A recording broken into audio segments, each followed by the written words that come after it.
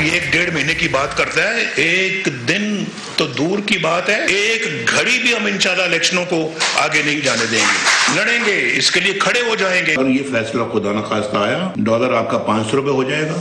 السلام علیکم ناظرین، آپ دیکھ رہے ہیں پروگرام دو ٹوک، میں ہوں کرن ناز۔ کل کہتے تھے ہم الیکشن سے آئے ہیں، آج کہتے ہیں کچھ بھی ہو جائے الیکشن نہیں کروائیں گے۔ کل کہہ رہے تھے الیکشن چاہتے ہیں تو خیبر پختونخوا اور پنجاب اسمبلی توڑ دیں، آج کہتے ہیں اسمبلی توڑ دیے تو اب انتظار کریں، حالات اس قابل ہیں نہیں کہ ہم الیکشن میں جائیں۔ کل کہہ رہے ہوتے تھے کچھ بھی ہو جائے الیکشن ایک گھڑی بھی آگے نہیں لے جانے دیں گے، آج کہتے ہیں الیکشن اپنے آئینی وقت سے بھی 180 دن آگے لے جائیں گے۔ کل کہہ رہے ہوتے تھے الیکشن کمیشن کٹھ پتلی کا کردار ادا کر رہا ہے، آج کہہ رہے ہیں الیکشن کمیشن کے آئینی کردار میں کسی کو مداخلت نہیں کرنے دیں گے، بس فرق صرف وقت کا ہے۔ کل کرسی پاس نہیں تھی، آج تخت و تاج اپنا ہے۔ حکومتی اتحاد نے سپریم کورٹ کے 3 رکنی بینچ پر عدم اعتماد کا اعلان کرتے ہوئے اس کے فیصلے ماننے سے انکار کر دیا ہے۔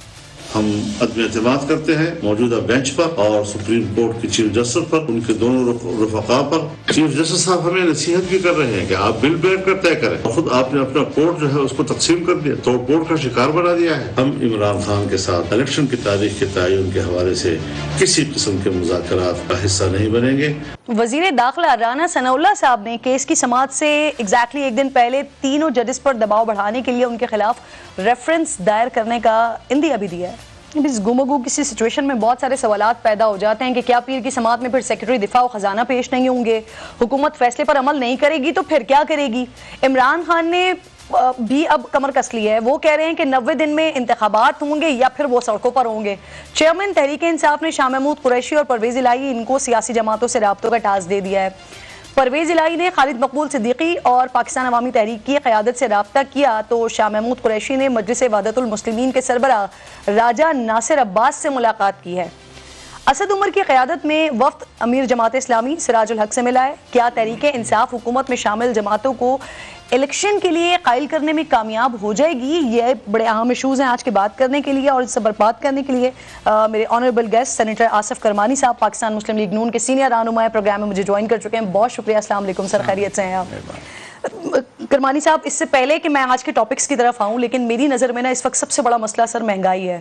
آپ نے اعداد و شمار دیکھ لیے ہوں گے جو 1965 کے بعد اب یہ اتنی زیادہ انفلیشن اس وقت عوام کی چیخیں نکلی ہوئی ہیں۔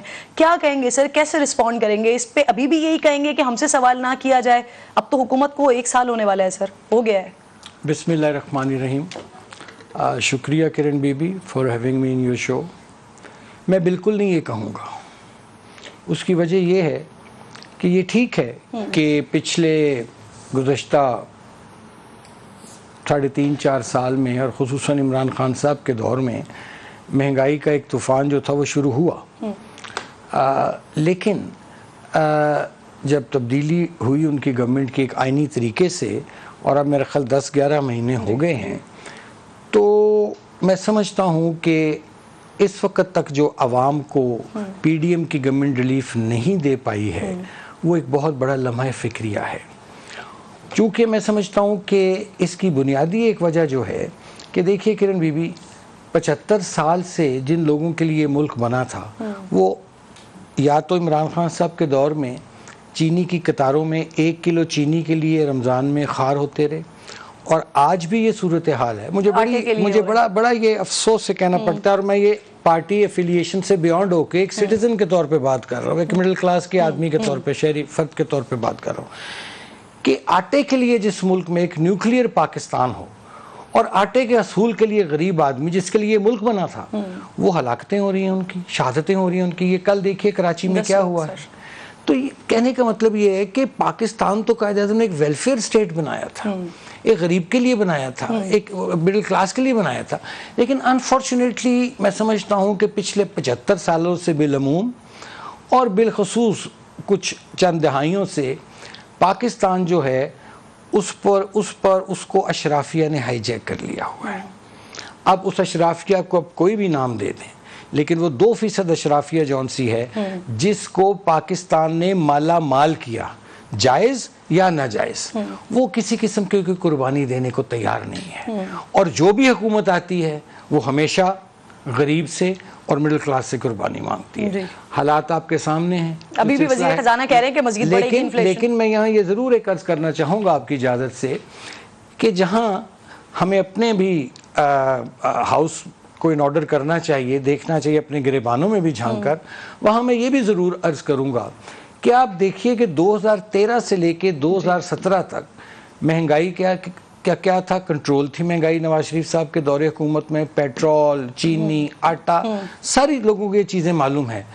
تو کیا وجہ تھی ایک چلتی ہوئی اچھی خاصی بھلی حکومت کو جو ڈیلیور کر رہی تھی, اور ایک اس پر ایک ہائیبرڈ تجربہ کیا گیا, اور اس کے بعد ایسا ہم پٹڑی سے اترے ہیں کہ آج کے دن تک میں آپ کے سامنے جو بیٹھا ہوں, ہم لوگ ہیں سنبھل نہیں پا رہے, اور جو غریب اور مڈل کلاس ہے وہ مہنگائی سے پس کے رہ گئی ہے. مجھے سوال کرنے کا 2017 میں جو ہوا اس کی بھی ضرورت نہیں تھی, پھر جو 2022 میں ہوا اس کی ضرورت تھی سر.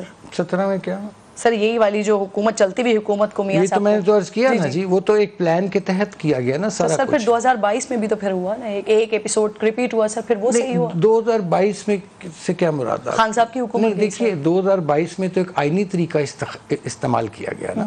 نواز شریف صاحب کو تو ایک جھوٹے کیس میں نااہل قرار دیا گیا, ان کو وہ بیٹے سے تنخواہ نہ لینے کے اس میں ایسٹ ان کا بنا دیا گیا کہ تم نے ڈکلیئر نہیں کیا, اور ان کو اقامہ میں نکال دیا گیا. نواز شریف کو کرپشن چارج پہ تو نہیں نکالا انہوں نے, وہ تو اقامہ پہ نکالا.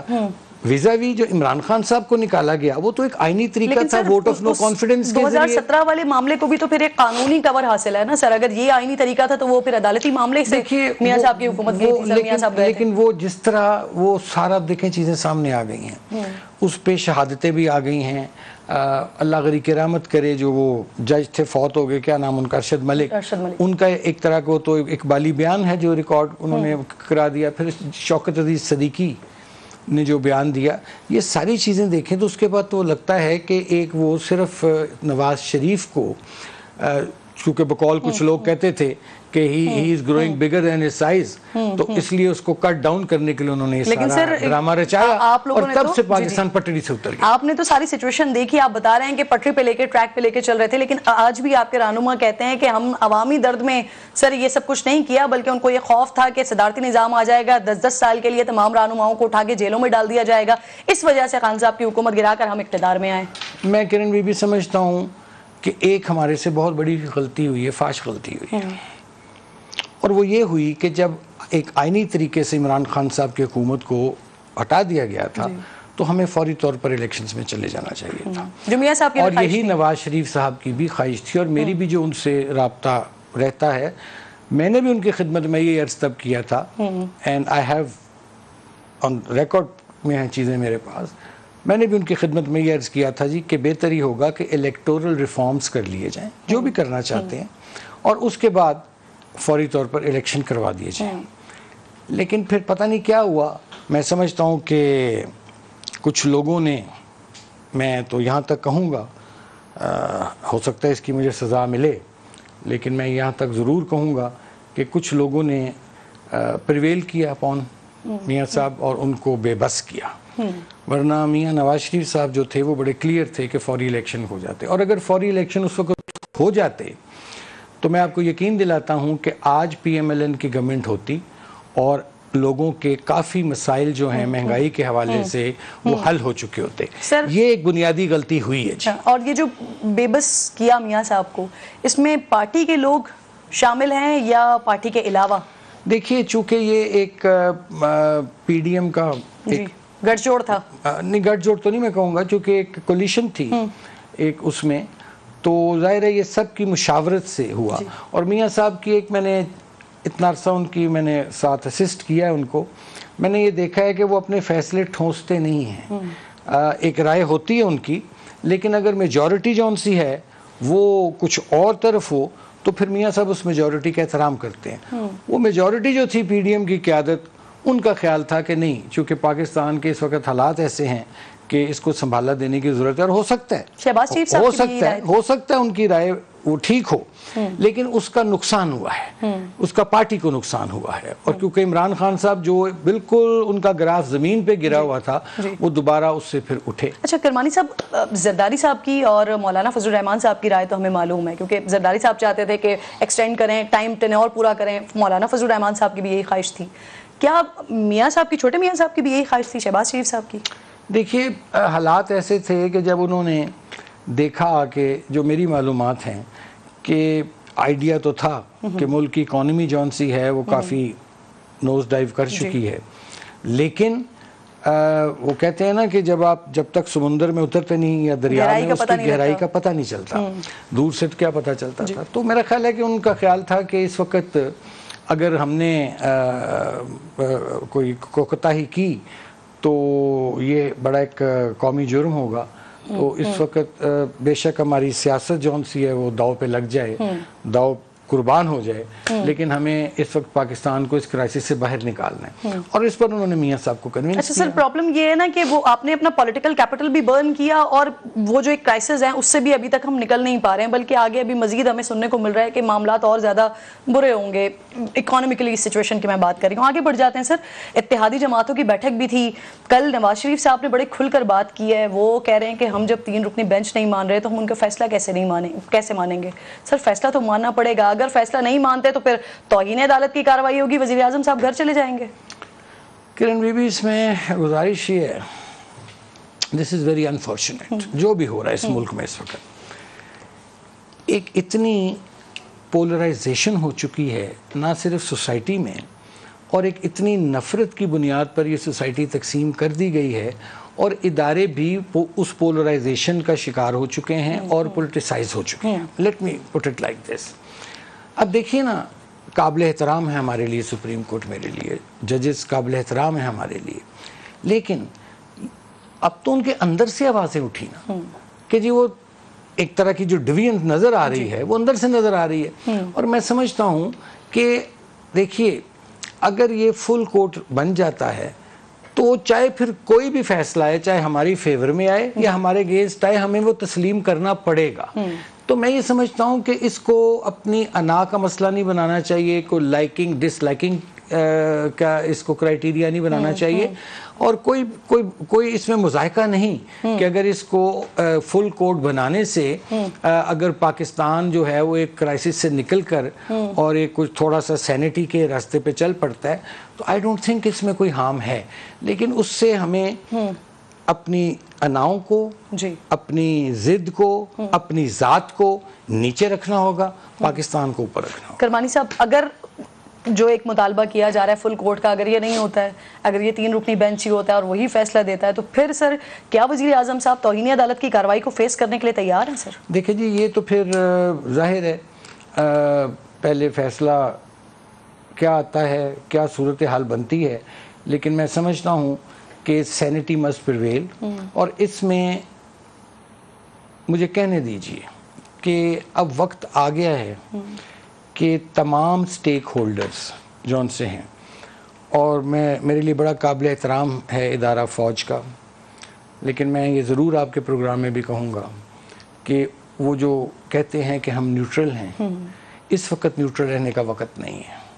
اچھا، اس وقت ان کو بیٹھنا ہوگا اور سب سٹیک ہولڈرز کو بٹھائیں اور 1 پوائنٹ ایجنڈا کہ پاکستان کو اس کرائسس سے کیسے نکالنا ہے۔ We need a grand dialogue.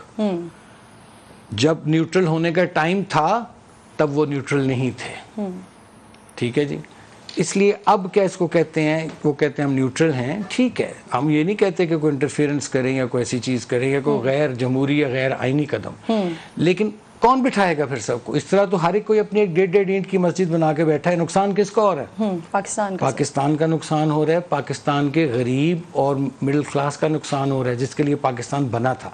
اس لیے میں تو یہ کہوں گا judiciary, political forces and military establishment اور میڈیا کے لوگ بھی ہیں، کیونکہ آپ کی بڑی یہ مؤثر آوازیں ہیں، آپ اوپینین بلڈ کرتے ہیں، اوپینین میکرز ہیں، یہ تمام 4 لوگ سٹیک ہولڈرز بیٹھیں اور اس کو اپنے مائنڈ اپلائی کر کے اس ملک کو کرائسس سے نکالیں. سر باقی سارے سٹیک ہولڈرز بیٹھنے کو تیار ہو جائیں گے لیکن سربراہ مولانا فضل الرحمان صاحب پی ڈی ایم کے وہ کہتے ہیں الیکشن کے معاملے پر پی ٹی آئی کے ساتھ نہیں بیٹھیں گے. دیکھیے جی میں نے تو ایک اپنی رائے دی ہے ایک ایز اے پھر سر فوج کیسے سٹیزن کے طور پر بٹھائے نا جی پھر اور پھر اچھا نہیں دوسرا پھر یہ اسی طرح چلتا رہے یہ کیوس بڑھے گا یہ کیوس بڑھے گا اور الٹیمیٹلی میرے منہ میں خاک پھر آپ تو پھر ایک فرینک انارکی میں چلے جائیں گے. اس ملک میں انارکی ہو جائے گی. دیکھیں نا پہلے لوگ بینکوں کو لوٹتے تھے اب سبزیوں کی دکانوں کو پھلوں کو لوٹ رہے ہیں راشن لوٹ رہے ہیں لوگ پکڑ کے. پھر کیا چاہتے ہیں آپ اس ملک میں کیوس ہو جائے ایک خدا نہ خواستہ اللہ نہ کرے میرے منہ میں خاک سول وار کی طرف لے جانا چاہ رہے ہیں. پھر کون سا ادارہ ہے پھر مجھے بتائیے جو کہ اس میں بیٹھ کے پاکستان کی سلامتی کی ضمانت دے گا یا ضامن ہے مجھے بتائیے. صحیح. یہ میں تو سب کو کہتا ہوں کہ بیٹھیے اور معزز جو جج حضرات ہیں ان کو بھی اپنی وہ جو انا یا ضد اگر ان کی یا ان کی کوئی ریزرویشنز ہیں ان کو سائڈ پہ رکھیں صحیح اور بیٹھ کے اور اس کو کرائسس سے نکلیں. اور اس کا پہلا سٹیپ ہے کہ اس میں وہ دل بڑا کریں گریس شو کرے گریس شو کر کے فل کوٹ بنا دیں کچھ نہیں ہوگا. صحیح. سر یہ جو آپ کی سوچ ہے گرینڈ ڈائیلاگ کی اس وقت ضرورت ہے ورنہ ملک مزید پھر انارکی کی طرف جائے گا یہ صرف آپ کی سوچ ہے یا سر یہ میاں صاحب کی بھی سوچ ہے؟ دیکھیے میاں صاحب ایک محب وطن پاکستانی ہے ٹھیک ہے. میاں صاحب نے تو بہت عرصہ پہلے کہہ دیا تھا کہ ایک ٹروتھ کمیشن یا ٹروتھ اینڈ ریکنسیلیشن کمیشن ہونا چاہیے. بہت وہ تو عرصے سے یہ کہتے تھے لیکن ان کی بات کیا سنی گئی. وہ تو عرصے سے کہتے تھے بھائی کہ یہ نہیں کہ کوئی اس میں کوئی سزا دی جائے کسی کو یا سزا جزا والی بات کم از کم سچ بولیے بتائیے آگے کہ کیا کیا ہمارے سے غلطیاں ہوئی ہیں کیا کیا ہم نے اس میں پاکستان کے لیے کیا ہم نے اس میں ہمارا کردار رہا ہے اور اس کے بعد پھر معاملے کو ختم کر کے آگے بڑھا جائے. صحیح. اچھا سر یہ حکومت obviously اتحادیوں کی ہے لیکن جتنی بھی ناکامیاں یہ پچھلے 11 مہینوں میں ہوئی ہیں اس کا جو سب سے بڑا سٹیک ہولڈر یا سب سے بڑا ذمہ داری مسلم لیگ نون کے اوپر آ رہی ہے کیونکہ ڈرائیونگ سیٹ پر obviously وہی ہے. اب تو پیپلز پارٹی کہہ رہی ہوتی ہے کہ ہمارے پاس جو وزارتیں ہیں ہم بڑے اچھے سے ان کو ہینڈل کر رہے ہیں ہم بڑے اچھے سے مینج کر رہے ہیں. فیٹف سے بلاول نے پاکستان کو نکلوایا ہے ندیم افضل چین اور پیپلز پارٹی کے دیگر رہنما بھی آپ کے کئی معاملات کو ڈس اون کر رہے ہیں. تو یہ سب ملبہ سر یہ تو آپ لوگوں پر آ رہا ہے حاصل کیا کیا آپ نے؟ گزارش یہ ہے کہ دیکھیے وہ ملبہ اس لیے آ رہا ہے چونکہ جو فیس ہے اس وقت گورنمنٹ کا وہ پی ایم ایل این ہے پرائم منسٹر چونکہ پی ایم ایل این کا ہے ٹھیک ہے نا جی. جہاں تک کہ کیا کیا ہم نے آپ یہ دیکھیے کہ میں سمجھتا ہوں کہ یہ ایک بہت بڑا اللہ تعالیٰ نے ہمارے پہ کرم کیا ہے کہ جو لوگ باتیں کر رہے تھے اور لوگوں نے کوشش بھی کی اور آئی ایم ایف کو بھی انہوں نے بہت ڈی مورلائز کرنے کی کوشش کی. ٹیلی فونک کانورسیشنز موجود ہیں شوکت ترین کی کہ جی مت کرو یہ کرو آئی ایم ایف کو انہوں نے سارا آپ کے سامنے ہے. اس کے باوجود اب دیکھیے یہ لوگ جو دعویٰ کرتے تھے اور دن رات کے پاکستان اب دیوالیہ ہوا اب ہوا الحمدللہ اس اتحادی گورنمنٹ نے اور جو ہمارے وزیر خزانہ ہیں پہلے مفتاح اسماعیل میں اس کو بھی ٹریبیوٹ دوں گا اس نے بھی محنت کی ہے کام کیا ہے اور اب اسحاق ڈار صاحب نے آ کے معاملات کو سنبھالا ہے. تو اگر پیپلز پارٹی نے فورن افیئرز میں اپنا انہوں نے اچھا کام کیا ہے تو پھر ہم نے بھی اکانومی کو بھی تو سنبھالا دیا ہے نا جی ابھی تک. تو میرا خیال ہے کہ یہ چیزیں ایسی باتیں نہیں کرنی چاہیے اور چونکہ پاکستان کو اس وقت ضرورت جس امر کی ہے وہ ہے یونٹی کی. اچھا سر آپ کریڈٹ دے رہے ہیں کہ اگر خارجہ منسٹری اور دیگر معاملات جو پاکستان پیپلز پارٹی کے پاس ہیں قلمدان وہ سنبھال رہے ہیں لیکن وہ تو کہہ رہے ہیں کہ جو اگر آپ لوگوں سے وزارتیں نہیں سنبھل رہی ہیں تو دے دیں. پتہ نہیں وہ میں دیکھ رہا تھا ٹویٹر پہ وہ ان کی پارٹی کے مندو خیل صاحب نے شاید کوئی ایسی بات کی ہے.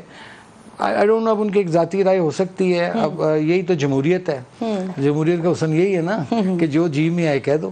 تو انہوں نے بھی جو جی میں آئے کہہ دیا ہم بھی کبھی جی میں آئے گا جو کہہ دیں گے. اچھا ٹھیک سر 30 تاریخ کو الیکشنز ویسے ہو جانے چاہیے. دیکھیے جو آئین ہے نا وہ تو بڑا کلیئر ہے کہ 90 ڈیز لیکن اس میں جو فیصلہ آیا سپریم کورٹ کا آپ غور کیجئے اس میں سپریم کورٹ تو خود آپشن دے گیا.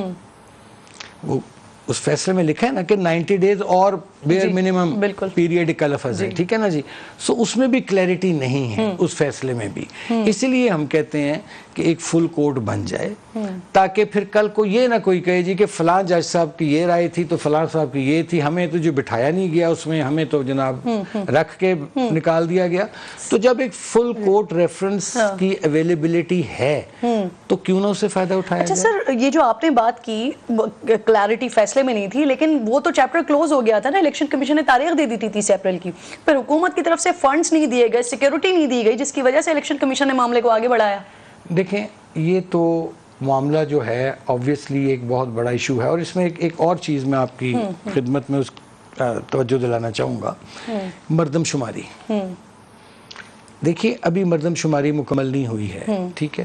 اب یہ کیا ہو کہ آپ کچھ لوگ محروم رہ جائیں الیکشن میں ووٹ ڈالنے سے, کچھ لوگ ووٹ ڈال دیں گے. ایک تو یاد آتی ترادہ بٹیر, نمبر 1. نمبر 2 کہ جہاں 90 ڈیز کا ذکر کیا ہے وہاں آئین میں ہی آرٹیکل آئی تھنک اٹس 254 ہے کہ کون سے جو کہتا ہے کہ جی تمام جو الیکشنز ہیں وہ ایک ہی دن میں ہوں گے اور کیئر ٹیکر گورنمنٹس ہوں گی. اب مجھے بتائیے اگر یہ الیکشن ہو جاتا ہے پنجاب کا, کے پی کا, یہ تو 5 سال کے لیے ہو گیا, اس کے بعد پھر کیا جب دوبارہ الیکشن ہوں گے جو بھی سندھ کے, بلوچستان کے, مرکز میں, تو پھر کیئر ٹیکر گورنمنٹس کا کیا سیٹ اپ ہوگا, کیسے وہ سلسلہ چلے گا. چونکہ آئین میں تو یہ بھی کہا گیا کہ ایک دن میں سارے الیکشن کرائے جائیں. تو اسی لیے میں کہتا ہوں کہ اس پر تمام لوگ بیٹھیں, تمام سٹیک ہولڈرز بیٹھیں, کہ جو کنفیوژن ہے اس پر لیگلز جو ہیں, ایکسپرٹس جو ہیں وہ بیٹھیں. کرمانی صاحب کوئی بیچ کا راستہ نہیں نکل سکتا کہ سر اکتوبر سے پہلے اور اپریل کے بعد بیچ کا کوئی راستہ نکال لیا جائے جس پہ تمام سٹیک ہولڈرز بیٹھ جائیں. دیکھیں بیچ کا راستہ ضرور نکل سکتا ہے, لیکن عمران خان صاحب جو ہیں, دیکھیں سیاست میں لچک ہونی چاہیے. عمران خان صاحب جو ہیں وہ بہت ضدی آدمی ہیں, وہ کوئی بیچ کے راستے کی طرف آتے ہی نہیں, نہ آئیں گے. وہ جو ان کی ہم نے طبیعت ہے, جس قسم کی نیچر ہے, جیسے دیکھیں نا شہباز شریف نے تو بہت پہلے انہیں کہہ دیا تھا کہ میرے ساتھ مساق معیشت کرو, تو اس نے کہا نو, ٹھیک ہے جی. لیکن میں پھر بھی سمجھتا ہوں کہ اگر پاکستان کو سامنے رکھیں تو یہ کوئی اتنا مشکل نہیں ہے کہ اگر اس پہ ڈائیلاگ ہو. تبھی تو میں کہتا ہوں کہ ایک ڈائیلاگ ہونا چاہیے, اور ڈائیلاگ میں اگر یہ نہیں بیٹھتے تو پھر ان کو کوئی بٹھانے والا ہو جو ان کو بٹھائے. اور جو آپ والی بات ہے اگر وہ بھی ہو جائے تو ٹھیک ہے. اگر آپ اکتوبر کی بجائے اگر اگست میں ہو جائیں الیکشن, میں ایک بات مثال دے رہا ہوں, جولائی میں ہو جائیں, اگست میں ہو جائیں, اور اس سے اگر اس کے ہونے سے پاکستان میں جو یہ کرنٹ جاری ایک کرائسس ہے, کہ کیوس ہے, اور جو اصل ایشوز ہیں لوگوں کے, مہنگائی, غربت, بے روزگاری, وہ تو پس پردہ جا چکے ہیں نا. اب آپ جس وقت دیکھیے میڈیا پہ دیکھیں, سوشل میڈیا پہ دیکھیں, ایک ہی بات ہو رہی ہے, بینچ بن گیا, بینچ ٹوٹ گیا, بینچ پھر بن گیا, بینچ ٹوٹ گیا. تو ریئل ایشوز تو جو غریب ہے اس کی تو روٹی کا مسئلہ جون سا وہ تو وہیں کا وہیں کھڑا ہوا ہے. بالکل صحیح کہہ رہے ہیں آپ سر, اور اس پہ تمام پولیٹیشینز کو سوچنا چاہیے کہ یہ والے ایشوز کیوں ڈسکس ہو رہے ہیں, جو اصل ایشو ہے اس پر کیوں نہیں ہے. چونکہ پاکستان ہے تو ہم ہیں. بالکل صحیح کہہ رہے ہیں آپ. Thank you so much for coming sir. آپ کی مہربانی. پروگرام میں بریک کا وقت ہو گیا ہے, بریک کے بعد واپس آتے ہیں.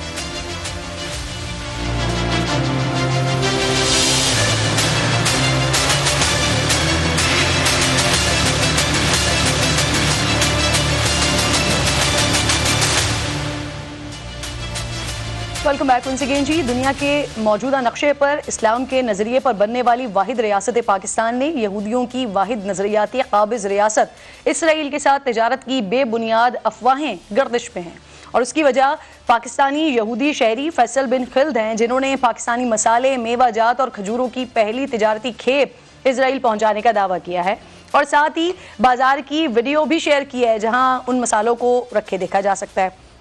امریکی یہودی کانگریس نے بھی اس پر خوشی کا اظہار کرتے ہوئے بیان جاری کیا ہے, لیکن دلچسپ بات یہاں پر یہ ہے کہ انگریزی اور اردو دونوں زبانوں میں جاری بیان میں کمال چالاکی سے کہانی کو الگ الگ طریقے سے بیان کیا گیا ہے.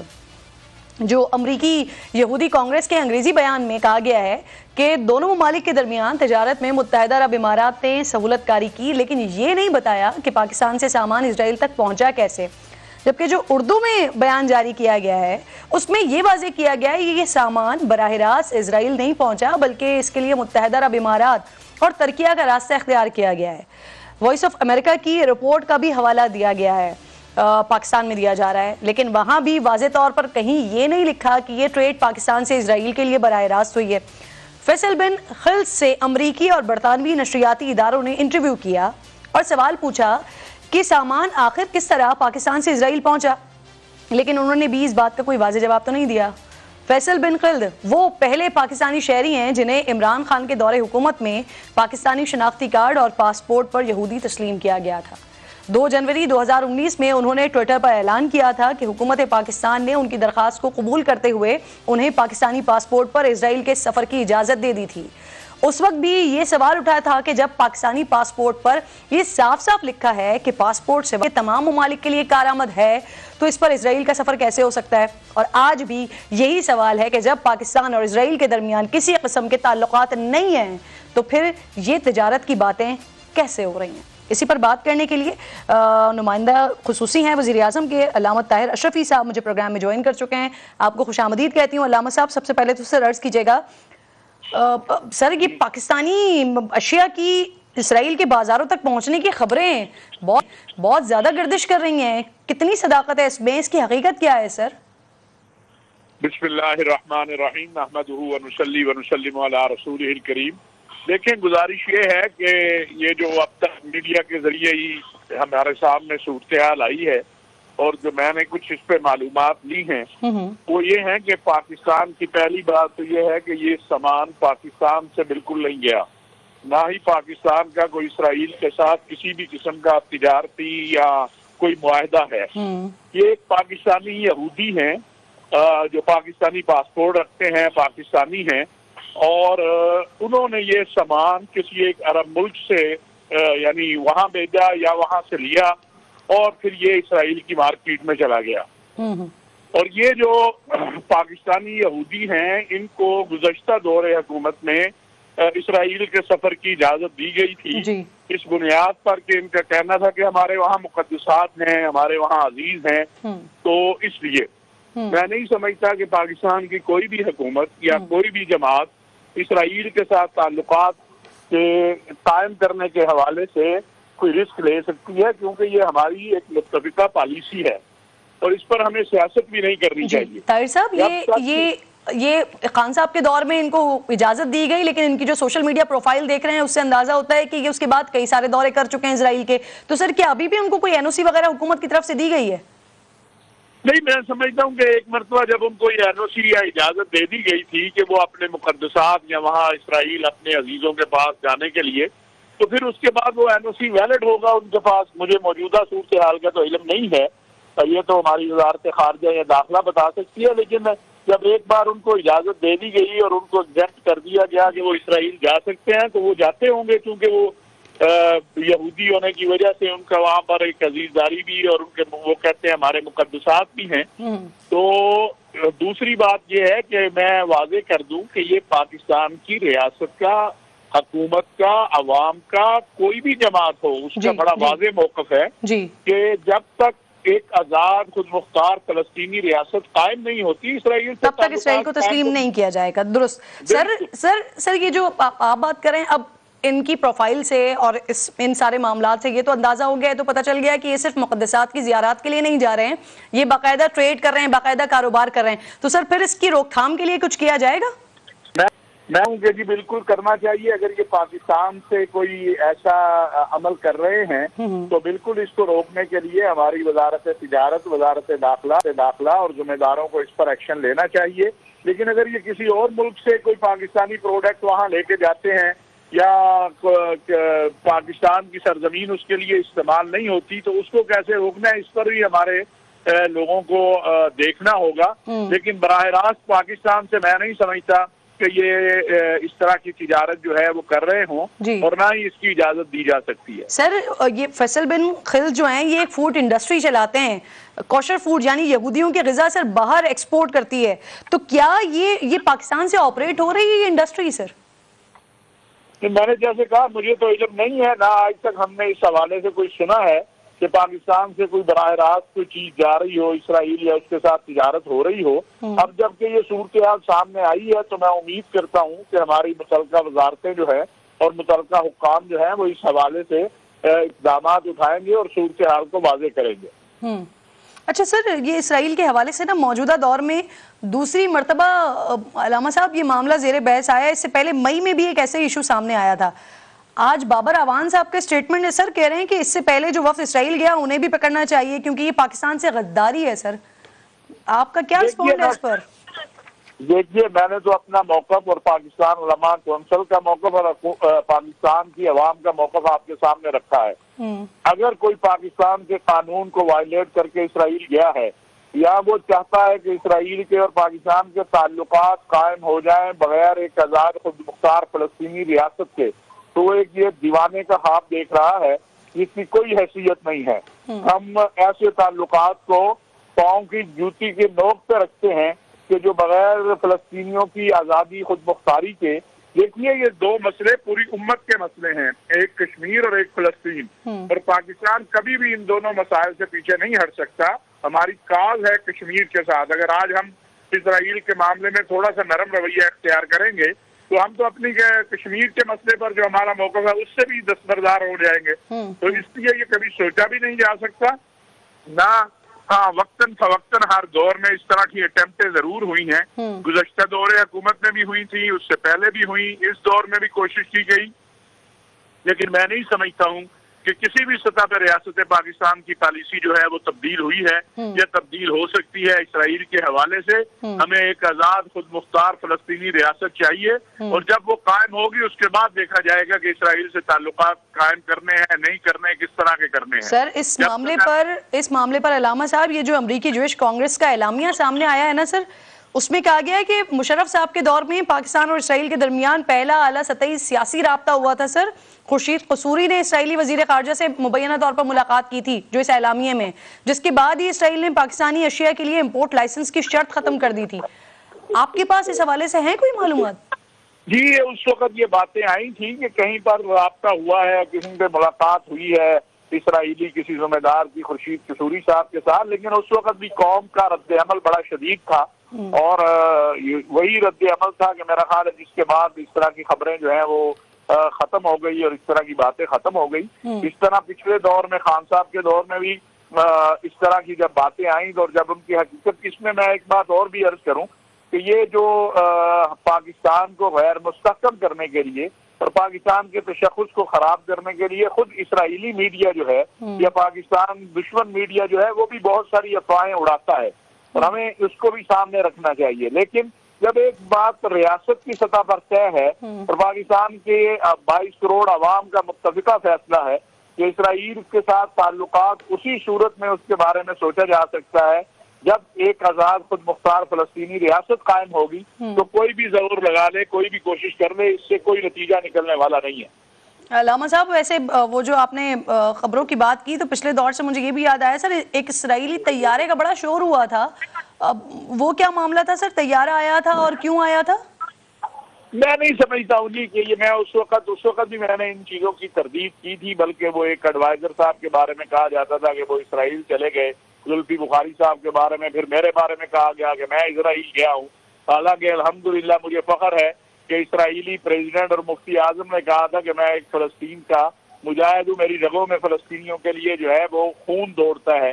تو یہ پراپیگنڈے ہوتے رہتے ہیں، ان کی کوئی حیثیت نہیں ہے، اور اگر کوئی ایسا کرے گا تو وہ اپنی قبر خود کھودے گا، سیاسی طور پر بھی اور عوام کے اندر بھی. یہی بات یاد رکھیے، پاکستان کی عوام کشمیر اور فلسطین کے مسئلے پر کوئی کمپرومائز نہ کر سکتی ہے، نہ کرے گی.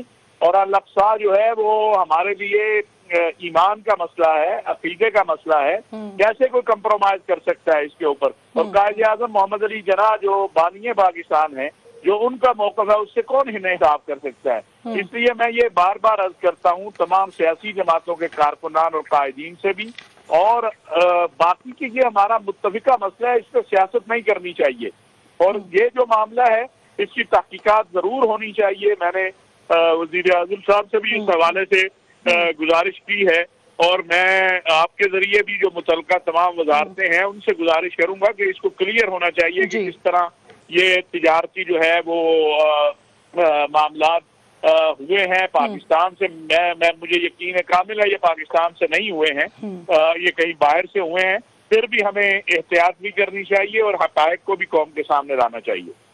نہیں ویسے سر اگر نہیں بھی ہوئے ہیں معاملات یہ، تو کیا پاکستان سے کسی بھی شخص کو براہ راست اسرائیل جانے کی اجازت ہونی چاہیے جب ہمارے پاسپورٹ پہ لکھا ہوا ہے کہ یہ اسرائیل کے علاوہ کسی بھی ملک کے لیے کارآمد ہے؟ سر دیکھیے یہ ایک بالکل الگ تھلگ کیس ہے. ایک ایسے پاکستانی کا جو یہودی ہے اور جس کے رشتہ دار اور باقی سارے ادھر ہیں.